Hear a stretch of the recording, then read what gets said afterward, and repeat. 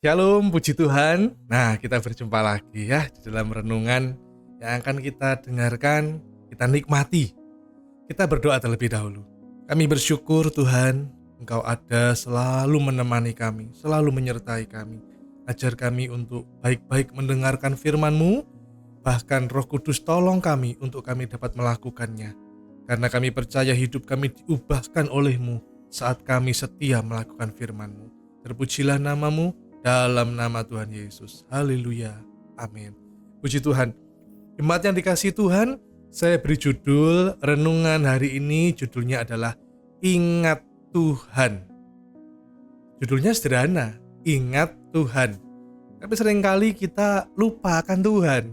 Kita ingat kalau pas kita dapat masalah. Jadi sebenarnya boleh enggak ya kita tuh ingat Tuhan kalau pas ada masalah? Boleh saja. Kita datang pada Tuhan pas ada masalah. Boleh enggak? Boleh saja, dan memang harus demikian. Daripada waktu ada masalah, kita datang ke yang lain. Yang ngaku-ngaku Tuhan ternyata bukan Tuhan. Tapi perlu diperhatikan. Jangan sampai kita hanya datang pada Tuhan saat ada masalah. Ingat, saya ulang lagi. Datang pada Tuhan saat ada masalah, enggak apa-apa. Memang harus demikian. Karena Tuhan sumber pertolongan. Tapi jangan datang hanya saat ada masalah. Kalau kita datang saat ada masalah, kita hanya datang pada Tuhan saat ada masalah, berarti hidup kita, hati kita yang bermasalah. Nah, saat ini kita akan merenungkan firman Tuhan, judulnya Ingat Tuhan. Terambil dalam Lukas pasal 17 ayat 11 sampai dengan 19. Judul peringkupnya ke-10 orang kusta. Lukas pasal 17 ayat 11. Dalam perjalanannya ke Yerusalem, Yesus menyusur perbatasan Samaria dan Galilea. Ketika ia memasuki suatu desa, datanglah 10 orang kusta menemui dia. Mereka tinggal berdiri agak jauh dan berteriak, "Yesus, Guru, kasihanilah kami." Lalu ia memandang mereka dan berkata, "Pergilah, perlihatkanlah dirimu kepada imam-imam." Dan sementara mereka di tengah jalan, mereka menjadi tahir. Seorang dari mereka ketika melihat bahwa ia telah sembuh, kembali sambil memuliakan Allah dengan suara nyaring. Lalu tersungkur di depan kaki Yesus dan mengucap syukur kepadanya. Orang itu adalah seorang Samaria. Lalu Yesus berkata, "Bukankah ke-10 orang tadi semuanya telah menjadi tahir? Di manakah yang 9 orang itu? Tidak adakah di antara mereka yang kembali untuk memuliakan Allah selain daripada orang asing ini?" Lalu ia berkata kepada orang itu, "Berdirilah dan pergilah, imanmu telah menyelamatkan kau." Jadi memang penyakit kusta zaman itu penyakit yang sangat menjijikkan, ya. Jadi penyakit yang dianggap karena kutuk dosa dan sebagainya. Penyakit yang mengerikan, harus terasingkan dan belum ada obatnya saat itu. Nah, ini masalah bagi ke-10 orang itu. Karena mereka selain sakit secara fisik, sakit secara sosial, dijauhi masyarakat, dan juga dianggap terkutuk karena dosa. Masalah yang begitu berat, tidak ada obatnya loh. Nah, luar biasa. 10 orang kusta datang pada Yesus. Mereka ingat Tuhan, puji Tuhan. Tapi hanya sementara. Mengapa? Karena waktu mereka di tengah jalan, saat Yesus mengatakan demikian, saat Yesus mengatakan di ayat ke-14, "Pergilah, perlihatkanlah dirimu kepada imam-imam." Dan sementara mereka di tengah jalan, mereka menjadi tahir. Jadi mereka datang ke Yesus dan di tengah jalan mereka menjadi tahir. Nah, saudara yang dikasihi Tuhan, ayat 14b, Lukas pasal 17 ayat 14b, yang dikatakan, "Dan sementara mereka di tengah jalan, mereka menjadi tahir." Di dalam bahasa Inggrisnya dikatakan, "And as they went, they were cleansed." Waktu mereka pergi di tengah jalan, mereka dibersihkan, sudah bersih. Kata-kata tahir itu cleanse di dalam bahasa Inggrisnya. Mereka sudah bersih. Perhatikan baik-baik di ayat 15a. Seorang dari mereka ketika melihat bahwa ia telah sembuh, kembali sambil memuliakan Allah dengan suara nyaring. Di dalam bahasa Inggrisnya dikatakan, "One of them, when he saw he was healed. Ya, jadi satu dari mereka ketika melihat bahwa ia telah sembuh, dia sudah disembuhkan. Jadi yang pertama tadi ayat 14b, mereka menjadi tahir. Itu bersih, cleanse. Lanjut ayat 15a, seorang dari mereka melihat bahwa ia sudah healed, sembuh. Bukan lagi cleanse, tapi healed, sembuh. Maksudnya apa? Ingat, orang kusta waktu itu karena dianggap sebagai kutukan dosa. Dan memang untuk disembuhkan jasmaninya, heal, mereka harus dibersihkan dulu. Mereka harus ditahirkan. Mereka harus disucikan dulu. Karena itu dikatakan mereka tahir, cleanse, bersih dari dosa. Sehingga kesembuhan jasmani mengikutinya. Mereka heal.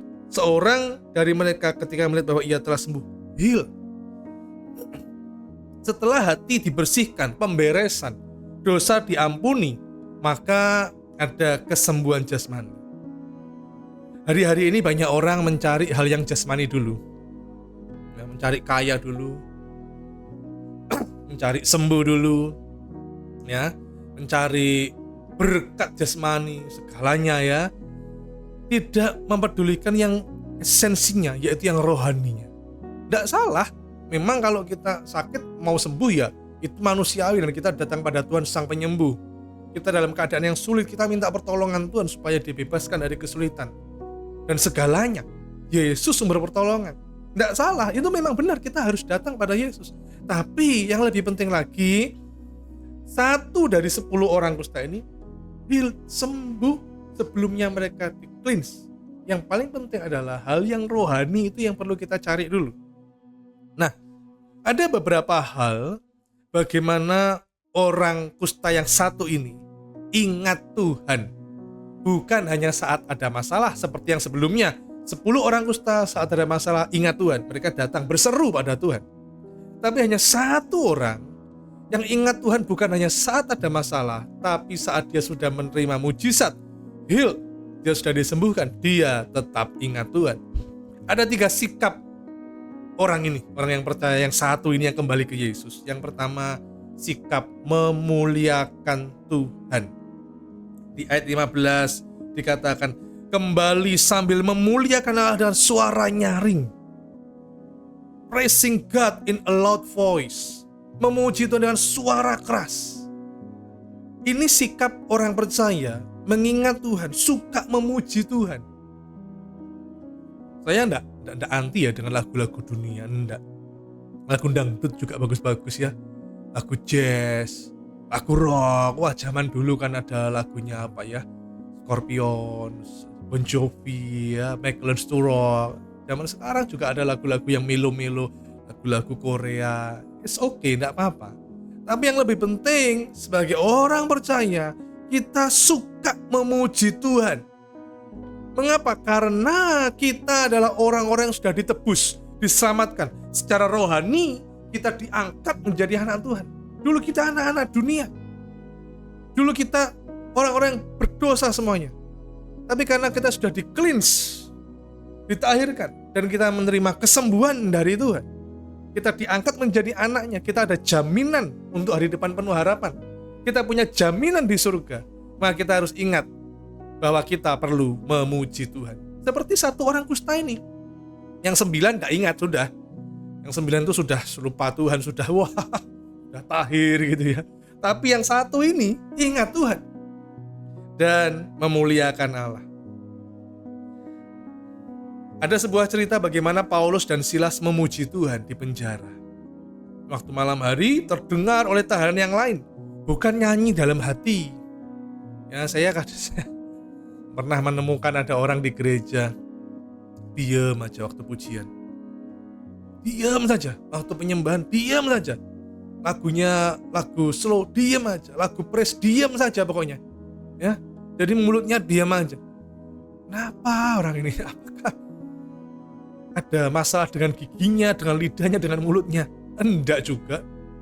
Ya, katanya yang penting dalam hati saya. Loh, Tuhan kan melihat hati loh.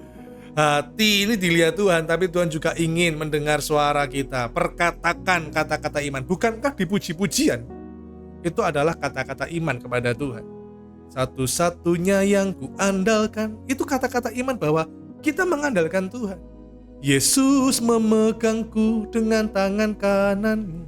Yesus memberiku kemenangan. Itu juga kata-kata iman. Ada puji-pujian rohani kepada Tuhan. Itu ungkapan kata-kata iman.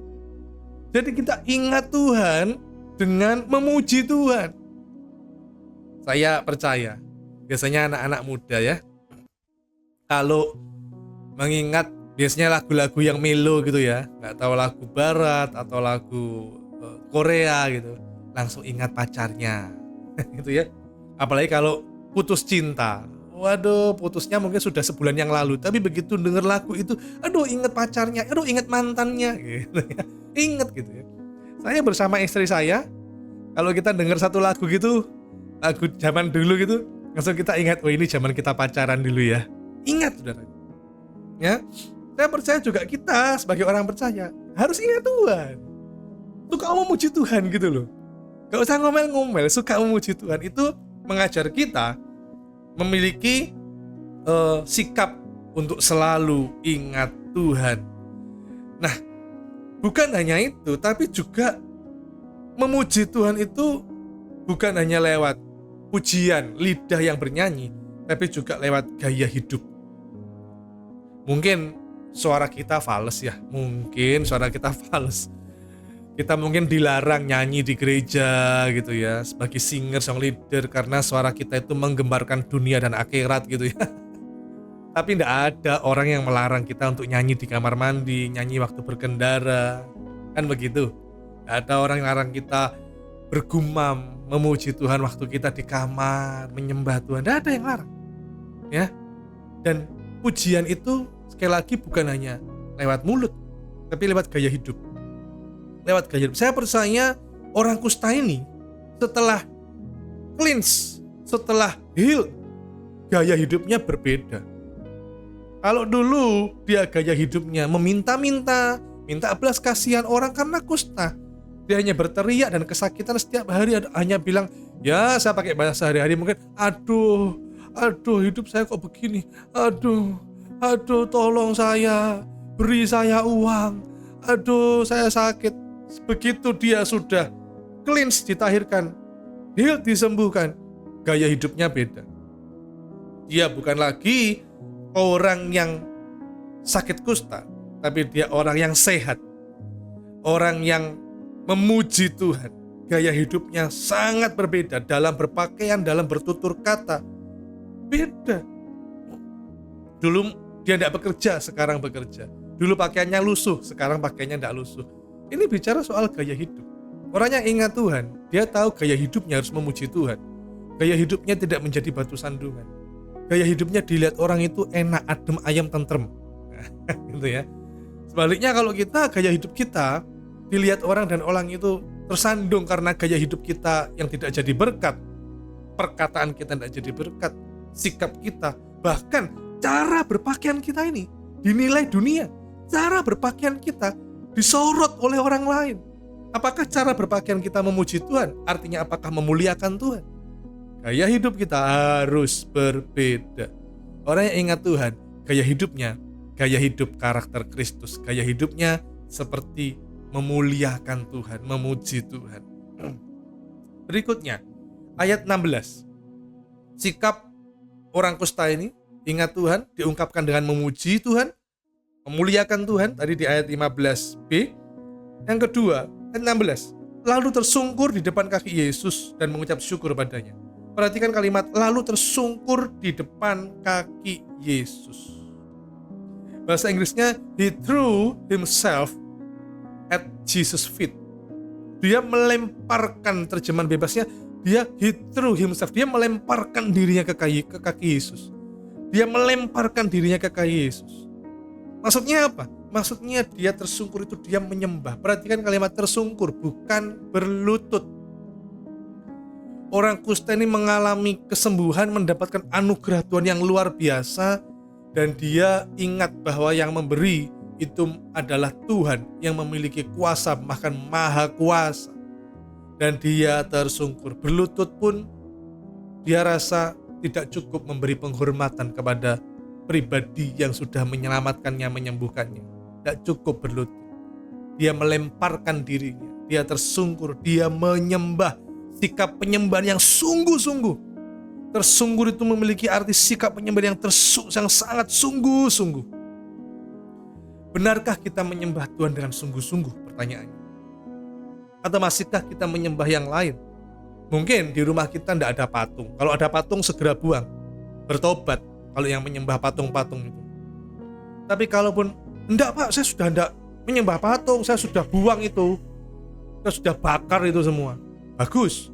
Tapi kalau kita masih menyembah dengan tahayul-tahayul, kita masih menyembah dengan handphone menjadi nomor satu dalam hidup kita, pekerjaan, uang menjadi nomor satu dalam hidup kita, hobi menjadi nomor satu dalam hidup kita, hiburan yang lain-lain menjadi nomor satu dalam hidup kita, kita masih percaya mimpi, segala sesuatu yang kita tempatkan sebagai Tuhan selain Yesus, itu adalah penyembahan berhala.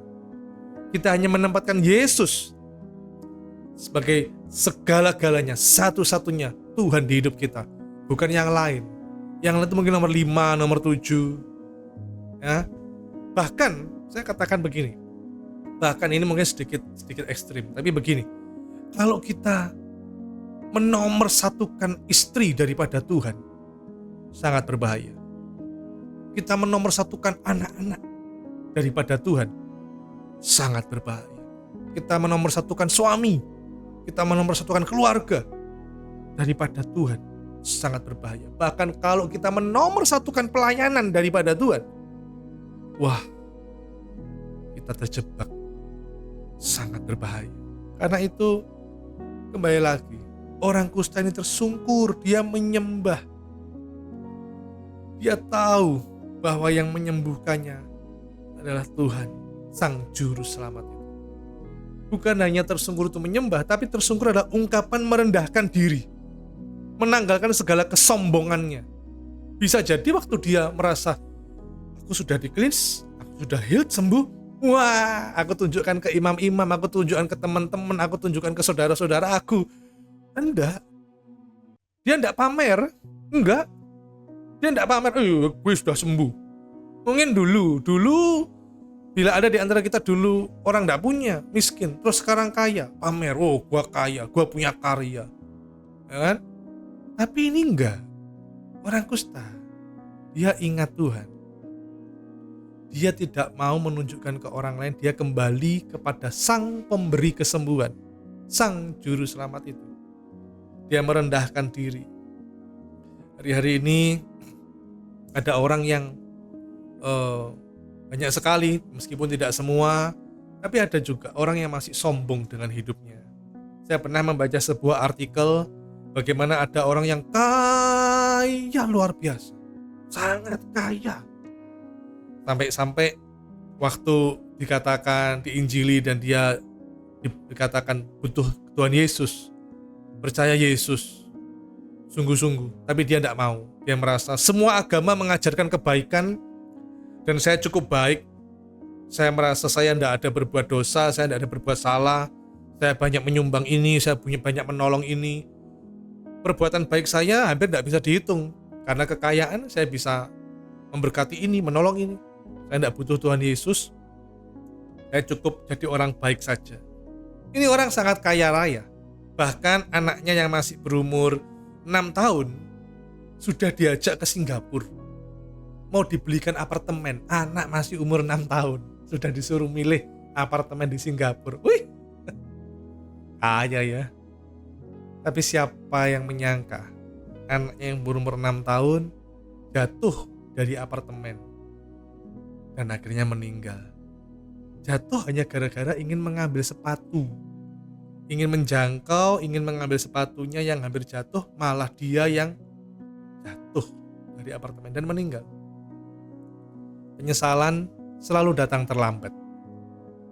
Karena itu, jangan ada di antara kita yang menyombongkan diri. Saya nyumbang gereja yang paling banyak. Saya bisa ini, bisa ini. Wah, pelayanan ini saya gara-gara saya. Kita harus merendahkan diri di hadapan Tuhan. Siapa kita?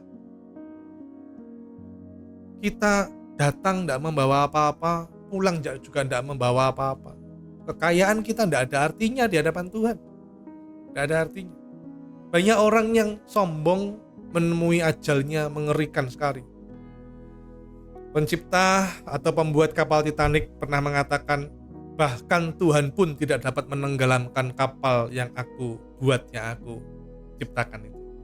Tapi ternyata kapal itu malah tenggelam di hari pertama kapal itu berlayar.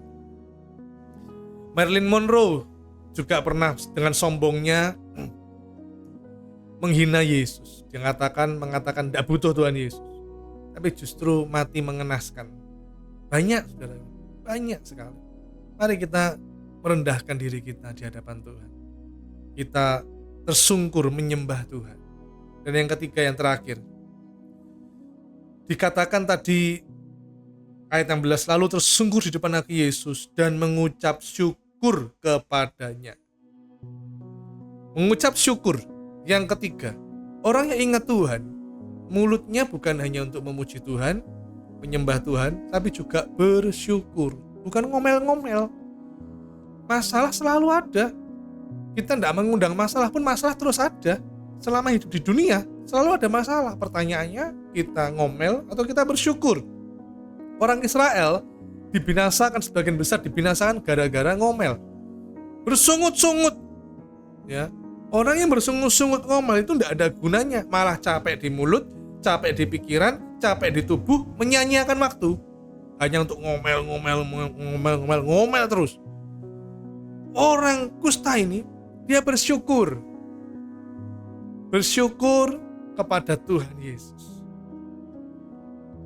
Luar biasa, saudara yang dikasihi Tuhan. Kita jangan hanya bersyukur saat kita dapat berkat. Kita jangan hanya bersyukur saat kita hanya dapat berkat, dapat mujizat. Seringkali yang saya jumpai, orang-orang di gereja datang ke Tuhan, datang ke Yesus, hanya mencari berkat. Kalau dapat berkat, bersyukur. Kalau enggak, hidup saya kok enggak berubah ya, kok tetap seperti ini ya, rumah tangga saya kok begini ya. Ngomel aja. Bayangkan ya, kalau kita sebagai anak, dan maaf, kalau kita sebagai seorang ayah punya anak yang ngomel aja. Satu saat saya ingat anak saya itu minta pada saya untuk alat tulis. Jadi dia bersekolah, dia butuh alat tulis.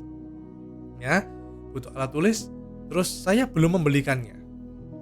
Saya masih sibuk dan sebagainya. Terus juga saya rasa alat tulisnya dia masih ada. Untuk apa beli lagi? Saya pikir nanti aja. Tapi karena kurang sabar dan menganggap papanya tidak bisa membelikan alat tulis, maka dia mulai mengeluh, mulai ngomel gitu ya. Ya, ngomelnya anak-anak ya. Tapi saya merasa terusik. Lalu saya katakan, loh, kok kamu gak percaya Papa bisa belikan kamu alat tulis? Nggak usah ngomel, tunggu aja dengan sabar, tunggu. Nanti Papa belikan. Kapan? Ngomel kapan? Seakan-akan papanya ini nggak bisa membelikan, nggak mampu membelikan atau gimana? Sampai saya bilang, jangankan alat tulis. Kamu ingat nggak? Kamu dulu pernah minta makanan yang mahal. Makanan yang mahal itu Papa belikan bisa. Ratusan ribu lebih bisa. Ini loh hanya alat tulis. Kecil bagi Papa. Jangan ngomel. Nah saudara, kita sebagai seorang ayah, dengar anaknya ngomel aja juga gemes ya. Itu anak kita ya. Gemes loh. Demikian juga kita sebagai anak Tuhan, mengucap syukur saja. Seperti orang kusta ini yang sudah disembuhkan, mengucap syukur. Apalagi di situ tertulis orang itu adalah seorang Samaria. Orang Samaria itu adalah kelas kedua. Karena tidak murni Yahudi. Karena mereka menikah campur, kawin campur. Orang Yahudi kawin campur dengan bangsa lain. Sehingga mempengaruhi keturunannya dan orang-orang lain untuk menyembah berhala.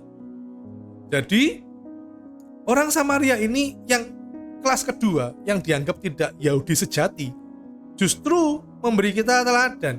Orang yang Yahudi sejati aja, orang Israel itu ngomel-ngomel, bersungut-sungut. Tapi ini orang Samaria yang bukan Yahudi sejati, yang campuran, datang ke Yesus, mengucap syukur, bersyukur. Wah, luar biasa. Karena itu siapapun kita, ayo ingat, kita harus ingat Tuhan. Suka memuji Tuhan, menyembah Tuhan. Gaya hidup kita adalah gaya hidup yang memuji Tuhan. Mulut kita senantiasa memuji Tuhan. Yang kedua, menyembah Tuhan, tersungkur. Benar-benar penyembahan secara total. Hidup sebagai seorang penyembah Tuhan. Dan juga kita harus bersyukur setiap hari. Ada masalah, bersyukur. Karena apa? Bukan karena masalah itu, tapi karena kita punya Tuhan, sumber pertolongan kita. Amin untuk firman Tuhan. Mari kita berdoa. Kami bersyukur Tuhan, Engkau menolong kami. Roh Kudus ajar kami selalu ingat akan Tuhan. Kami selalu datang kepada Yesus. Tidak hanya saat ada masalah, tapi juga setiap hari. Setiap hari kami selalu datang kepada Yesus, tersungkur, memuji, menyembah-Mu, bersyukur. Tolong kami Roh Kudus, mampukan kami untuk kami melakukan firman-Mu ini. Terima kasih, kami bersyukur Tuhan menyertai dan melindungi kami sepanjang hari ini. Kami menerima berkat jasmani, berkat rohani, segala yang terbaik yang dari Tuhan tercurah atas hidup kami. Kami percaya, kami berdoa dalam nama Tuhan Yesus. Haleluya. Amin.